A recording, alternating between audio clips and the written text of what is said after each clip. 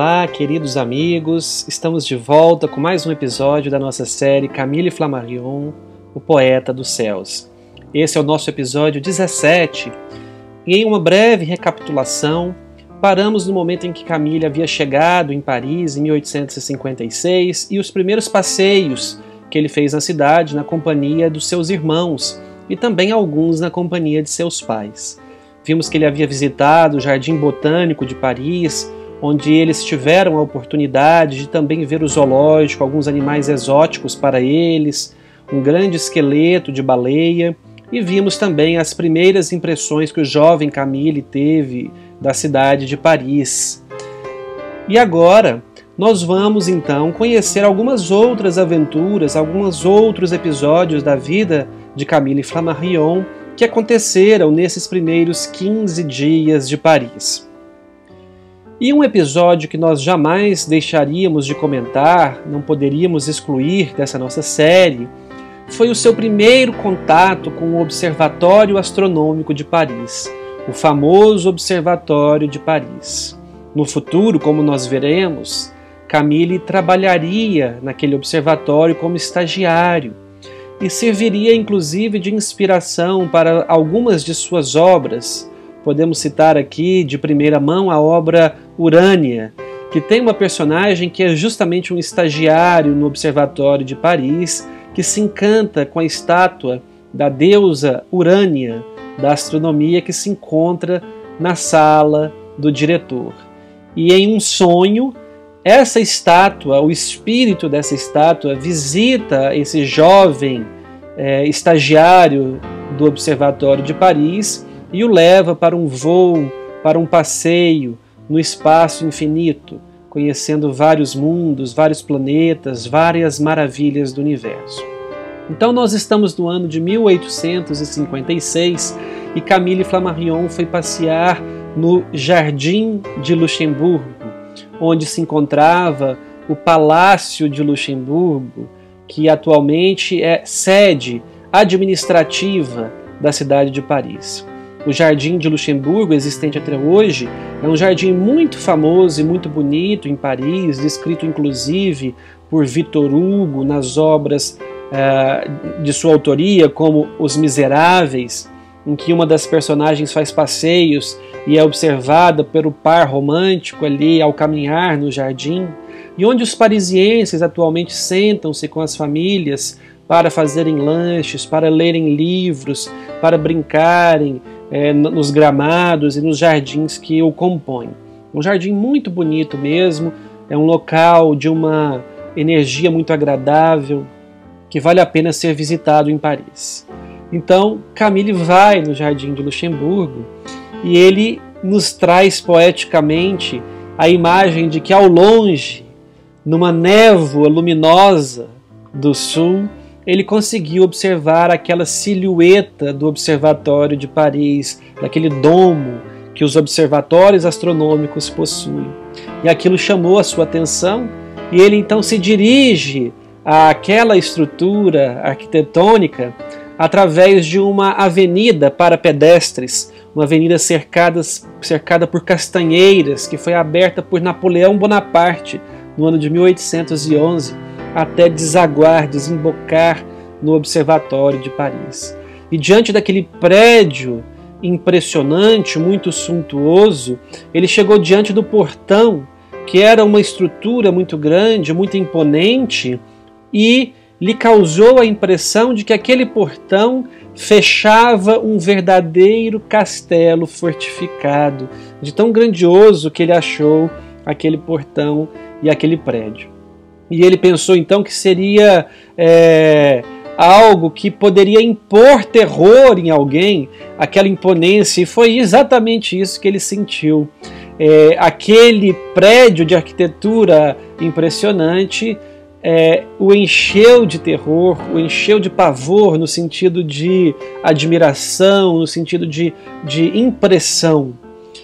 E ele teve vontade de entrar e perguntar aos funcionários, aos trabalhadores, se ele poderia visitar aquele verdadeiro templo do céu, com as suas vastas cúpulas que dominavam a região, dominavam a paisagem, impressionando os sentidos de quem ali passava. Mas ele não se atreveu, naquele primeiro momento, a entrar e pedir autorização para visitar. Ele voltou ao seu bairro, pensando e refletindo sobre aquele local e imaginando como seria gloriosa a vida dos sábios que tinham a dita, que tinham o privilégio de trabalhar naquele local. Mal sabia ele que o seu futuro estava reservado dentro daqueles portões, pelo menos por um grande período da sua vida, mas que nós deixaremos para episódios futuros. Depois desses 15 dias iniciais, que ele conheceu várias localidades de Paris na companhia dos seus irmãos, os seus pais acabaram escrevendo-o e colocando-o para trabalhar numa capela em Paris chamada Capela de São Roque. Nessa capela, Camille Flammarion começou fazendo os mesmos trabalhos que ele fazia na Catedral de Langres durante as atividades religiosas. Então ele ajudava nas missas, ajudava nos cultos, ajudava nos ensinos, e ele tinha uma grande vantagem naquele local. Primeiro, ele poderia continuar os seus estudos, mas a maior vantagem de todas, segundo ele próprio nos conta, é porque ao trabalhar, ao estagiar naquela capela de São Roque, ele tinha garantido o seu almoço durante todos os dias. E aquilo fazia uma diferença muito grande, porque a vida era muito difícil. Ele e sua família, como nós já descrevemos, enfrentavam grandes dificuldades financeiras. E ter o direito a ter um almoço, uma refeição garantida ao longo do dia, era para ele uma grande conquista e uma grande vantagem. E ele aceitava então submeter-se àquele trabalho em troca daquele almoço, daquela refeição. Mas o tempo foi passando e depois de 3 semanas naquela capela trabalhando, ele realmente concluiu que ali não havia trabalho algum. As pessoas não trabalhavam de fato. Era algo muito superficial, que não acrescentava grandes coisas. E ele começou a ficar aborrecido. E ele não progredia nos seus estudos e no seu trabalho. Apesar dele fazer uma referência de que aquela capela era excelente sob o ponto de vista musical, a parte musical era realmente muito bem ensinada, muito bem explorada, no estudo dos clássicos, aquela capela deixava muito a desejar. E ele estava se frustrando ali com 3 semanas. E ele fala uma frase muito clássica que serve para todos nós: eu perdia tempo. Nós também perdemos tempo com coisas que não nos levariam a lugar algum. E o jovem Camille, ali aos 14 anos, em 1856, percebeu que perdia tempo ficando naquela capela que não acrescentava nada para o seu aprendizado intelectual, muito menos para o seu conhecimento dos clássicos. Foi então nessa época, depois de 3 semanas, que ele faz 1000 esforços para poder ser aceito no pequeno seminário de Paris. Esse pequeno seminário de Paris estava localizado em Saint-Nicolas-du-Chardonnet, uma localidade de Paris. Só que como ele era uma pessoa com grandes dificuldades financeiras e sua família também, e eles não tinham bons relacionamentos em Paris, não tinham padrinhos, não tinham indicações, eram pessoas novas na cidade, ele não conseguiu entrar nesse pequeno seminário. Ele precisaria disso para entrar. Por quê? Porque o seminário exigia o pagamento de uma pensão mensal, uma mensalidade, para acolher aqueles jovens que gostariam de frequentá-lo e de estudar dentro do seu programa educacional. E eles não tinham esses recursos. Além dessa pensão mensal, dessa mensalidade, esse seminário exigia que o jovem levasse um enxoval completo. E eles não tinham condição de preparar um enxoval completo para levar para o seminário. E Camille vê nessas exigências tamanha dificuldade que ele fala assim: exigiam uma pensão mensal exigiam um enxoval completo e sabe-se lá mais o que eles exigiam. É assim que ele coloca para descrever as tamanhas exigências para a sua família e para ele, né, entrarem naquele seminário e poderem aproveitar das atividades intelectuais. Então ele não consegue entrar naquele seminário de Paris naquela época por causa das suas dificuldades. Mas era preciso viver, ele exclama. Era preciso ajudar no sustento da família e do seu sustento próprio. Então algum caminho ele deveria tomar, alguma estrada ele deveria seguir para contribuir com a sua família e com a sua própria subsistência. E ele tinha uma aptidão, como nós já vimos em episódios anteriores, para desenhos. Camille era um ótimo desenhista. E ele aproveitou essa aptidão para o desenho e seus pais conseguiram para ele, através dessa aptidão, um emprego de aprendiz de gravador de cinzel, é a expressão que ele usa, que hoje nós poderíamos traduzir como xilogravurista. Então Camille arranja esse estágio nesse ateliê de um xilogravurista.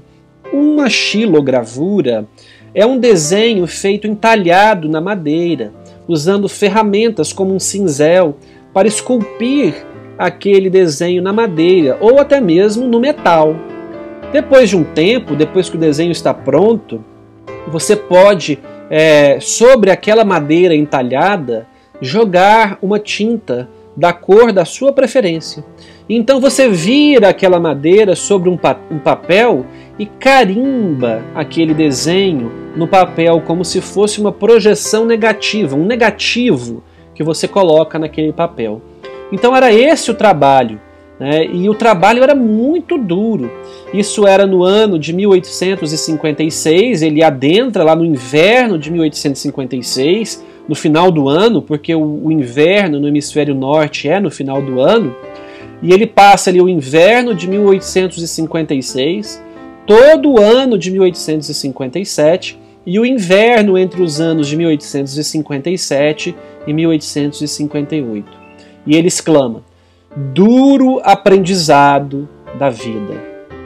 Eu me mantinha como em uma economia digna dos espartanos e alojado miseravelmente em um pequeno sótão. Então veja que a vida é dura para Camille, a vida é dura para todos nós, porque nós estamos em um planeta de provas e expiações, e as provas são exigentes. A vida às vezes bate pesado, trazendo, na verdade, oportunidades de aprendizado e de progresso que nós devemos saber aproveitar no nosso dia a dia. A vida fácil, talvez, nos colocaria à mercê de tentações que fatalmente nos levaria a sucumbir. Então, para o jovem Camille, ali de 14 anos, a vida era dura e o mantinha focado na importância do trabalho e de contribuir com a sua família. Mas o trabalho ali de xilogravurista também era duro, era pesado. Trabalhava com madeira, trabalhava com metal, precisava carregar e transportar as xilogravuras de um lado para o outro, e como ele era apenas um aprendiz, sobrava para ele esse trabalho mais pesado, mais braçal, de levar, transportar, limpar, e não o trabalho, inicialmente, a princípio, de esculpir, de fazer propriamente dito a xilogravura. Essa era a parte reservada para aqueles aprendizes mais experientes.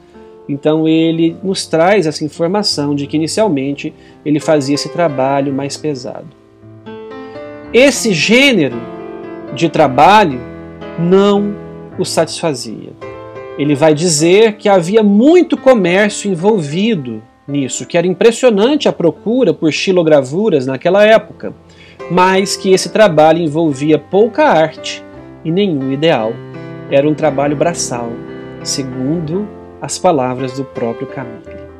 E para trazer as impressões finais de Camille sobre este trabalho, sobre aqueles anos que ele ali passou, na verdade 1 ano e alguns meses, 2 invernos, ele nos traz uma frase que representa essa sua visão daquele momento. Esse gênero de existência não me satisfazia, em absolutamente nada. Eu não conseguia vislumbrar que tipo de proveito intelectual aquela carreira poderia me proporcionar. Então nós vemos aqui essa impressão de Camille, esse seu desejo de tirar das oportunidades que a vida lhe dava algum proveito intelectual. Mas naquele momento, trabalhando como um aprendiz de xilogravurista, ele não visualizava, não vislumbrava nenhum proveito intelectual. E futuramente isso seria responsável por decisões importantes na sua vida. Então este foi o episódio de hoje, onde nós descrevemos o seu primeiro contato e a sua primeira impressão do Observatório de Paris, um local muito importante para ele, e o seu primeiro emprego, que ele valorizava no sentido de que ele trazia a necessidade de renda e de viver, e ao mesmo tempo a sua frustração com o pouco estímulo intelectual que esse emprego lhe proporcionava. Eu agradeço a atenção dos amigos. Nos vemos no próximo episódio da série Camille Flammarion, o Poeta dos Céus. Um grande abraço a todos e fiquem com Deus.